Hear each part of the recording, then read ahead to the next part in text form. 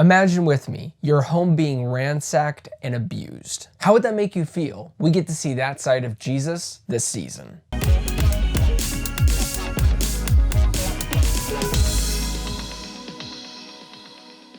The people of Israel welcome Jesus as king while his disciples anticipate his crowning. But instead of confronting Rome, he turns the tables on the Jewish religious festival. First off, thank you so much 130 Agency and The Chosen for sending me part 1 of season 5. From the get-go, we are at the beginning of the end for this season. Episodes 1 and 2 give us a small glimpse of the Last Supper, a moment in scripture that carries so much weight. Dallas Jenkins does an incredible job in the first 2 episodes showing where Jesus and the disciples are going to end up. The mission, the moment, the hour has come. And Jesus is now just speaking plainly to the disciples. He wants them to get it because time is running short. And speaking of the man, Jonathan Roumie continues to break our hearts as a vulnerable, relatable, and now pissed off Jesus. What he brings to the screen is nothing short of miraculous. His humanity, his depth pulls you in and leaves you breathless. You see his bravery on full display, but this season also wants to tackle his struggles. There's one scene Jesus passes through the city on a donkey. No fear, just presence. Visually, it's perfection. The build-up from where we left off in season 4 to this moment,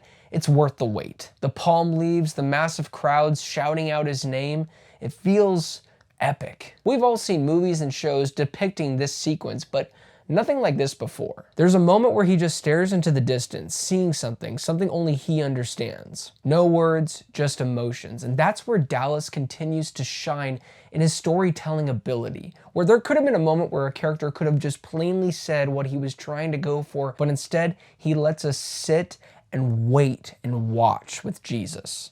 Beautiful, humanizes him and humanizes everything else that's going around in this experience. Now back to the very beginning of the episode, in Jesus' speech, we don't see him, we see them, the disciples, reacting to the words of Jesus at the Last Supper. We see it in their eyes, Thomas full of doubt, Peter weighed down by his struggles, the whole room heavy with emotion as Jesus is trying to prepare them plainly for what is to come. It's powerful, and in my opinion, it's the best opening in the entire series. Of course, Jonathan Roumie is still the highlight of this entire show, but it's not just him delivering 110%, it's everyone else around him, the disciples. The pacing I find to be incredibly moving so far in this season, where in episodes 1 and 2, they show you the beginning of the end in each intro. Then afterwards, giving you context of why the disciples are kind of in these positions that they are in when they are seated down at the table with Jesus. You have people who still believe in the message of hope and love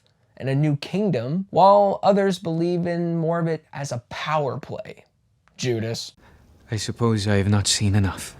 As the story progresses, the disciples are split, some feeling victorious while others like Simon feel uneasy. Even Mary feeling the gravity of what is happening. And with that, tension is gonna rise, not just with the disciples and Jesus himself, but the Pharisees, the politics, Rome. Pilate's losing patience. He's pressing the Pharisees to keep things calm while Jesus continues to spread his message. Another reason why I believe people don't just really like this show, they love it, if you're a believer or not, is because Dallas takes his time, not just with the good guys' side, he takes his time with the bad guys to give context on why the Pharisees are so headstrong in their ways and why Pilate is trying to keep peace while also kind of not caring about certain customs that the Jewish people care about. It balances all sides, making you reflect of what's happening in this time of history. Caiaphas is at a point where he needs to start making moves.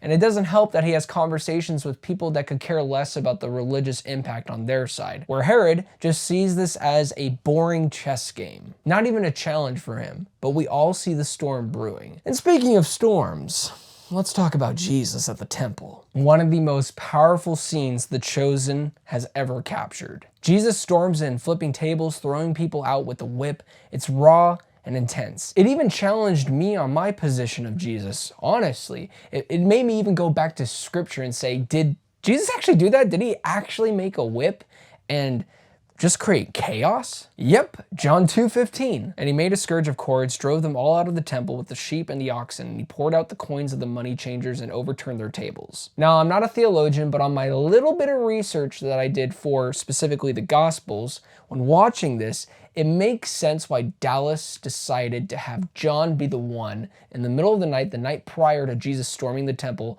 witness Jesus making the whip. Because in none of the other Gospels, Matthew, Mark, and Luke, there is no mention of Jesus making this whip. It's just him flipping over the tables, except for one book, and that is John. And I love that little detail, that little side of passion that you can clearly tell this is a man who believes in this story, not just saying it's, oh, a true story that happened, but something that he craves to show us authenticity in his writing. Jonathan Roumie delivers a Jesus who is hurting, a Jesus who is done waiting. His teachings are no longer just being spoken aloud, they are in action. He is taking action in a scale that I don't believe audiences have seen before with this series. Speaking of scale, I want to give a little bit of a shout out for the show. I believe part 1 is getting a limited IMAX release. And just from the expanded aspect ratio in certain sequences, I can't even imagine what it's going to be like reliving this in the theaters with IMAX quality. So please,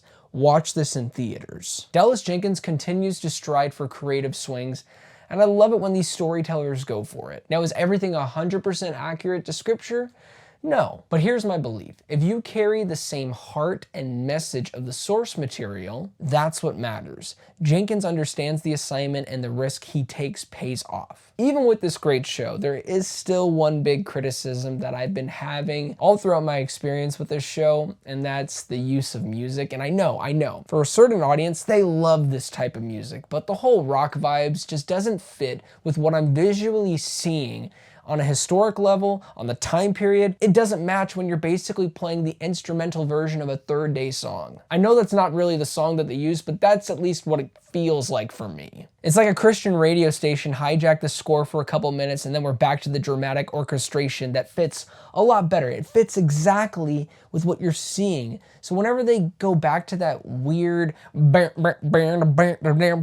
Jesus is gonna heal your body, no, stop it. And that's actually not a song, but they might as well put those lyrics in there. It's my only criticism. I love this show, and it only happens a few times, but it doesn't take away from the overall experience that I've had with The Chosen Season 5, The Last Supper, Part 1. But guys, what a start. This season is already heavy, emotional, and setting up something incredible. I cannot wait for the rest. Here's a little action item for you guys. If you are wanting to see this incredible show, Part 1 in specific, on March 28th, go to the link in the description of this video and get your tickets right now. And if you need to catch up, The Chosen is streaming exclusively on Prime Video and the official Chosen website. Now, I'm not gonna give a score yet until I complete all of Season 5, but my goodness, I am loving it. So thank you guys so much for watching this review. Be on the lookout for my Part 2 of The Chosen Last Supper review.